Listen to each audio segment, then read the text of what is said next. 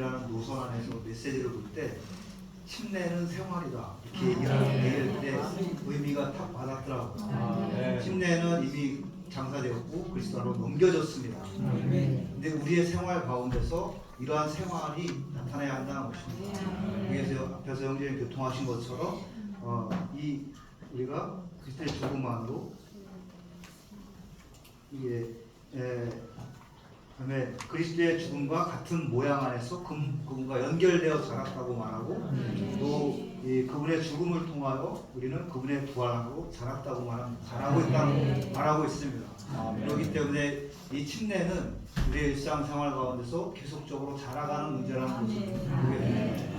이것은 메시지를 전하는 게 아니라 생활 가운데서 또 가정 자매하고의 관계 안에서 생명의 노선을 취할 것인가 죽음의 노선을 취할 것인가 죽음이 많으면 많을수록 생명, 부활 생명이 증가하게 되므로 이 생명이 더욱 나타나게 된다는 것입니다. 이러한 것들이 정말 생활 가운데 적용되기 원하고 마찬가지로 새 남편이라고 말할 때도 우리는 합당한 아내의 위치라는 것입니다.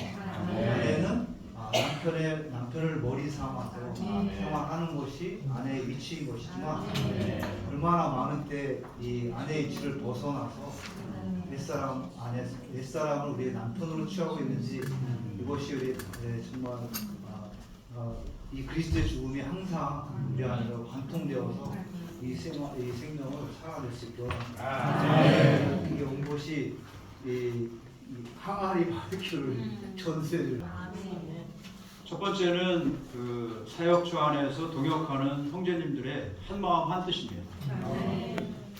그리고 두 번째는 왕국 복음의 전파와 교회의 확산입니다. 그다음에 세 번째로는 주님의 다시 오심입니다. 이 세 가지 항목을 제가 좀 짧게 교통을 드리겠습니다. 사실 주의 회복 안에서 한마음 한뜻이 모든 축복을 가져오는 만능 열쇠라는 이야기는 많이 들었죠. 그러나 그 실제가 어디에 있는가? 그것은 지방교회이든 또는 한 나라이든 권역이든 주의 회복 전체든 그것이 있다면 주님은 그것을 축복하지 않을 수 없는 거죠. 왜냐하면 그건 원칙이기 때문이죠. 자, 그런데 여기 한머리가 이영재님이 떠난 후 30년이 가까워지는 기간이 되는데 이분들이 사역의 말씀에 절대적이고 아주 신실하게 따르며 그 사역의 말씀이 이 땅에서 꽃피울 수 있도록 동역하고 수고하고 있는 모습을 보았습니다. 사실 마태복음 20장은 제자들이 주님과 함께 예루살렘으로 올라가면서 자리 다툼을 했습니다. 그래서 요한과 야고보의 어머니는 주님께 와서 자기 아들들이 왕국에 올 때 하나는 오른쪽 하나는 왼쪽 좌의정 우의정이 되게 해달라고 로비를 해서 엄마 찬스를 썼죠. 자, 그런데 주님은 이러한 제자들에게 여전히 소망을 두시고 이제 예루살렘으로 올라가셔서 십자가에서 죽으시고 부활하시고 요한복음 20장에서 그분 자신을 생명의 호흡으로 불어넣어 이 제자들이 시기도 많고 다툼도 많고 야심도 많은 제자들이 결국은 거듭나서 하나님의 자녀들이 되게 했습니다. 그리고 사도행전 1장에 보면 14절에 이들이 한 무리가 120명이 마가의 다락방에서 주님을 섬겨 10일 동안 전일하게 기도한 모습을 볼 수 있습니다. 그때 그들은 한 마음 한 뜻이 되었습니다. 그 영의 하나는 우리가 갖고 있지만 그 영의 하나가 실질적으로 적용되고 실행되는 것이 한 마음 한 뜻입니다. 자, 그러므로 복음서와 사도행전을 나누는 경계표는 무엇이냐면 한 마음 한 뜻입니다. 우리는 많은 경우 교회든 우리의 모임이 축복받기를 원하지만 그러나 한 마음 한 뜻을 그다지 관심하지 않습니다. 우리가 그런 용어는 있지만 그 실제는 갖고 있지 못합니다. 그러나 사역처에 있는 형제님들 한 무리는 그 실제를 가지고 사역하고 있는 모습을 보고 너무나 감사한 마음이 들었습니다. 이 큰 나무가 넘어지면 쓰러지면 그 위에 있는 모든 원숭이는 흩어진다. 이렇게 원수들이 윈트니스리가 돌아가셨을 때 주의 회복을 보고 비난했습니다. 조롱했습니다. 그러나 주의 회복은 지금 30년이 지났어도 여전히 전진하고 있음을 인해 감사합니다. 정말 생각해 보시죠. 기독교 2000년 역사상 한 사역의 인도 아래 그리고 하나 안에서 모든 성도들과 모든 교회들이 한 방향과 한 목표를 향해 이렇게 전일하게 나아간 적이 있는가? 없습니다. 어느 단체도 그런 단체가 없었습니다. 저는 이러한 광경과 모습을 보면서 이번에 참석한 장로 책임 형제님들이 줌으로 4,800명 그리고 현장에 1,100명이 참석했습니다. 그래서 6,000명 가까운 우리 인도하는 형제님들이 함께 모여서 같은 말씀을 듣고 같은 방향을 향해 나아가는 것으로 형제님들은 아멘 할렐루야 했습니다. 아멘. 주님께서 주의 회복을 전진시키고 있음을 인해 감사합니다. 아멘. 회복이 전진할 때 우리는 우리 단체가 축복을 얻는 문제가 아니라 하나님의 마음의 갈망이 이루어지는 중요한 문제입니다. 아멘. 그래서 왕국 복음이 온 땅에 전파되어야 합니다. 아멘. 특별히 유럽 땅에서 그렇습니다. 그래서 이 형제님도 제가 여기 자료를 가지고 있는데 시간이 없어 읽을 수는 없을 것 같고요.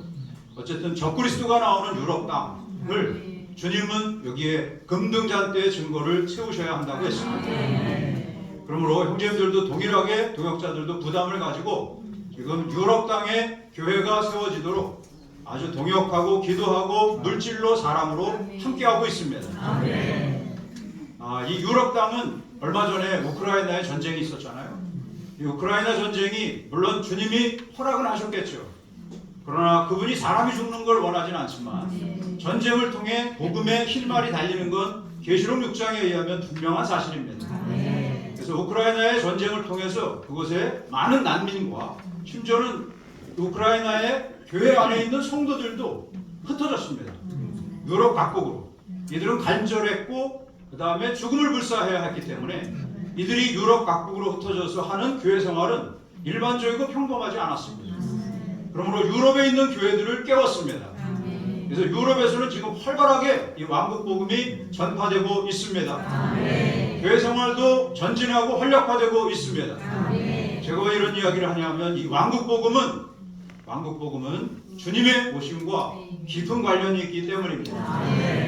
그래서 영국에서는 어쨌든 알고 계시겠지만 영국의 바우하우스를 샀고 그곳에서 훈련생들이 1년에 30여 명씩 배출되고 온전케되어서 유럽 각국으로 보내지고 있습니다. 이러한 것들이 작은 일이 아닙니다. 그러나 현재는 그 훈련 숙소가 부족하고 해서 영국의 바우하우스 옆에 바우팜이라는 땅을 또 샀습니다. 그래서 그곳에 또 큰 건물을 더 크게 지어서 왕국 복음을 들고 나아갈 수 있는 청년들을 얻어서 유럽 각국으로 보내고자 하는 것입니다. 그래서 독일에서도 지금 움직임이 있어서 성도들의 인수가 많이 증가했고요. 프랑스에서는 작년에 올림픽이 있었잖아요. 그 이후에 온 몸 안에서 성도들이 함께 동역해서 나아가서 성화봉송 때부터 복음을 전파했고 회복력을 나눠줬고 많은 사람이 연결되었고 그 이후에 지금 한국에서도 몇 명이 가 있는데 목양팀으로 함께 가서 그들을 목양함으로 지금 프랑스에서도 많은 사람들이 얻어지고 지방의 교회들이 세워지고 있습니다. 프랑스가 중요한 것은 프랑스가 아프리카를 다 식민지로 삼았었기 때문에 프랑스가 강화되면 아프리카와 프랑스와의 관계도 적지 않게 영향을 줍니다. 그리고 아프리카는 사실 중국 대륙에 유학생들이 많이 왔고 우리나라도 많은 나라에서 유학을 오는데요. 중국 대륙에 유학 온 아프리카 학생들, 이들은 아주 우수한 학생들이죠. 이들을 중국 대륙에서 목양해서 그래서 교회 생활 안에 심고 진리를 가르쳐서 아프리카로 돌아가면 미국이든 주의 회복 안에 있는 이러한 성도들이 함께 또 방문해서 그 아프리카 학생들을 얻고 온전케 합니다. 그러면 그들은 가족을 구원시키고 전체 신족을 구원시켜서 한 곳 한 곳에 지금 52개의 국가 아프리카 중에서 30여 개의 나라에 주의 회복의 왕국 복음이 전파되고 있습니다. 형제자매님들, 한국의 상황은 지금 아직 부족하지만 그러나 한국도 새로운 움직임 가운데 새로운 전환 가운데 저는 들어가고 있다고 믿습니다.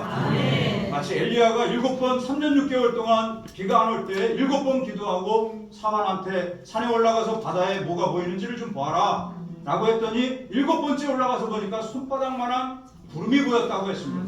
저도 한국 땅에서 손바닥만한 구름을 약간은 보았습니다. 주님께서 한국 땅도 더 전진시켜 주시길 원합니다. 독일뿐만이 아닙니다. 형제자매들 얼마 전에 스페인의 마드리드를 위해서 건축 공급하셨을 겁니다. 그래서 그걸 위해서는 이번에는 사역원에서 모아서 보내는 게 아니라 마드리드로 곧장 헌금을 했습니다. 그래서 공문을 각지 교회로 내려보냈는데 교회가 정말 적극적으로 반응했는데 그 일을 추진하는 형제님들은 한국이 7,500만 원, 일본이 7,500만 원의 부담을 좀 몸 안에서 져주기를 바랬습니다. 그러나 그리고 공문의 결과 형제자매님들이 교회에서 반응하여 2억 3천만 원을 그곳으로 보낼 수 있었습니다. 정말 한국은 대만과 함께 정말 주의 회복을 전진시킬 수 있는 아주 우수한 이러한 나라입니다. 주님께서 한국 온 땅에도 한마음 한뜻을 더 주심으로 주님께서 한국에서의 교회 생활이 더 전진하게 하시기 원합니다. 이 왕국 복음이 온 땅으로 확산되고 교회가 확산될 때 주님은 다시 오실 것입니다. 주님은 다시 오실 때 어떤 신분으로 오시는가? 그분은 신랑으로서 오시기 때문에 신랑이 오는가는 신부가 얼마만큼 단장되는가와 관련이 됩니다. 그래서 각지 교회, 지방 교회 안에서 주님은 이기는 이들을 활력 그룹을 통해 산출합니다. 그래서 이기는 이들은 한 번도 얼굴을 본 적이 없어도 공적으로 주님 앞에 들림 받을 때 그들은 언어가 좀 달랐을 뿐인데 같은 원칙 안에서 교회 생활 안에서 자기를 부인하고 생명을 살았던 사람들이기 때문에 그곳에서 만나면 자신의 위치를 알고 자신의 역할을 알고 자신의 기능을 따라서 함께 그리스도와 함께 아마겟돈으로 내려올 수 있는 신부 군대가 됩니다. 신랑이 다시 오시는가의 여부는 누구에게 달렸냐면 신부가 단장되는가에 달렸습니다. 우리가 정말 지방교회 생활 안에서 우리는 신부로 단장되는 신부 수업을 더 받기 원합니다. 주님이 오실 때 그분은 추수의 주로서 오신다고 했습니다. 그러므로 우리는 생명이 이 기간 안에 빨리 익어야 하고 성숙해야 합니다. 야곱과 같이 우리는 생명이 성숙해서 손을 펴고 다른 사람들을 축복하는 이들이 되어야 합니다. 축복하는 사람의 현저한 특징은 뭐냐면 다른 사람을 좋게 말해주는 겁니다. 교회 생활 안에 모든 지체들에 대하여 좋게 평가하는 사람이 생명이 성숙한 사람입니다. 부족한 게 왜 안 보이겠습니까? 그러나 그런 거에 대해 눈 감으시고 생명 안에 성숙해서 다른 사람을 축복해야 합니다. 그럴 때 요셉과 같이 우리는 하늘에 있는 별들이 되어 다른 사람에게 빛을 비추고 생명의 곡식단이 되어서 우리는 그리스도를 살아내는 사람들이 될 것입니다. 뿐만 아니라 주님은 도둑으로서 오신다고 했습니다. 도둑으로서 오신다면 귀한 거 훔쳐가는 거죠. 그것은 바로 금과 진주와 보석으로 변화된 성도를 가져가고 싶어 하시는데 그것이 바로 휴거입니다. 개인적으로는 이것이 우리의 소망 아니겠습니까? 주님께서 주의 회복을 더 축복하시고 우리의 시야를 넓혀서 주의 회복에 전진하는 유럽에서의 움직임, 아프리카에서의 움직임, 또 내년에는 LMA라고 로드스 무브 인 아시아, 아시아에서의 주님의 움직임 집회를 한국에서 열기로 동역자들이 함께 교통을 했습니다. 주님께서 아시아에서도 더 움직이시고 온 땅의 왕국 복음이 확산됨으로 다시 오실 수 있는 길을 얻으시기 원합니다.